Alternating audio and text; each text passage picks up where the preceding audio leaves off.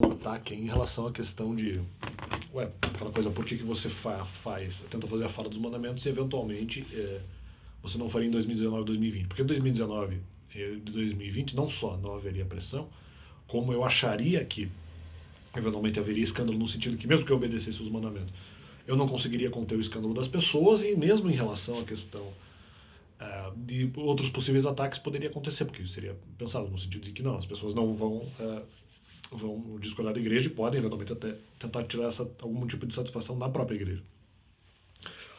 A questão da obediência dos mandamentos é em relação à proteção. Eu não posso eventualmente manipular o sentimento dos outros. Eu não sei se eu vou fazer com que as pessoas necessariamente se acalmem.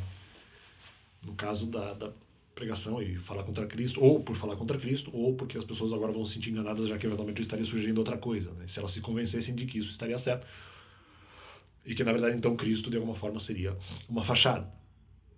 Então não é verdade, porque se eu falasse isso, não necessariamente eu conteria o escândalo nas duas situações, obedecendo ou não os mandamentos.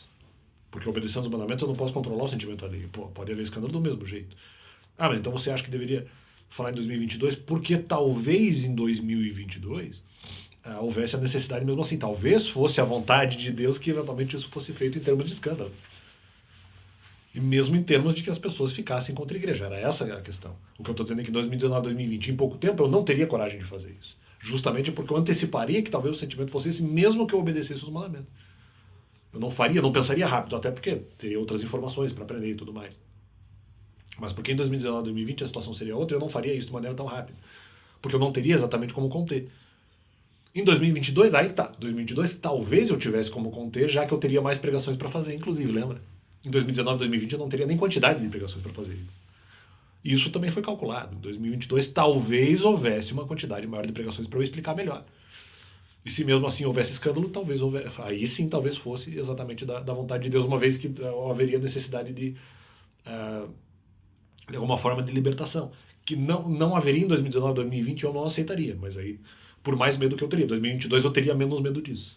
Eu teria mais condições de encarabilidade, vamos dizer assim. Eram situações diferentes. Em 2022 havia mais pressão, eu poderia realmente estar errado. E eventualmente, eu teria que testar para verificar se eu teria tempo para fazer mais pregações. E se eu não tivesse, isso seria um fator para não fazer, inclusive. Por isso que eu disse que eu não tinha certeza sobre se faria essa pregação sobre os mandamentos ou não. Então, completando essa questão aí, não acho que precisava, uma questão também mais ou menos lógica, mas essas depreensões, se eventualmente é contra mim, o felino não está em cima da árvore, não. O felino não está em cima da árvore, não, e essa é a realidade.